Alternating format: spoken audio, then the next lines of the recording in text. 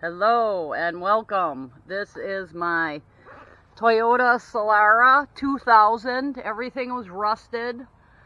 Put in new quick struts, new brake hose, new brake caliper, new brake rotor, new sway bar links. And here, see, this was my old caliper.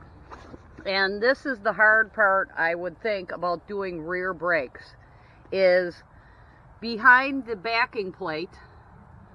There, for your caliper, there are bolts, 14mm bolts, and they hold the caliper bracket on, like this. And I've seen other videos, but my bolts, I had to cut a few off with a Dremel tool and get new bolts. And down is loosen. That's what I've found. You know, to loosen those bolts, you got to go down. I think I was going up because I saw some videos of how to loosen. But down with the wrench is loosen. So here, let's get a 14mm wrench. But I'm happy to have everything that's loosen. And that's to loosen these caliper bracket bolts. But you got to get a wrench in there and everything. It's hard to get those out. And I've seen other videos where people cut them out, but mine just broke off. But another thing that I've done to keep a heck of a lot of brake fluid, it didn't seem like much came out. I did see another video where you block the brake pedal down.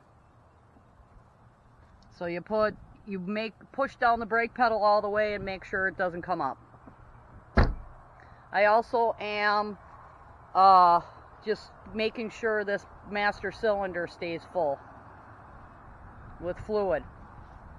But the bolts, if you do break them off or they don't come off, or mine were like frozen on. I heated them. I think I tried both ways, but down was the way off. These are 10.25 threading by 20mm long.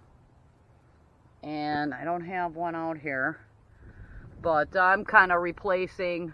I got new ones, and because these just would not come off. I don't know if you can see how rusted on there they were, but just pretty bad. I didn't like the look of this whole caliper, and then I had no idea how I was going to get that one off, so I just was like, oh, let's get new calipers. It would be interesting to try to rebuild these, but that piston itself looks pretty rusted, so I just went with all new.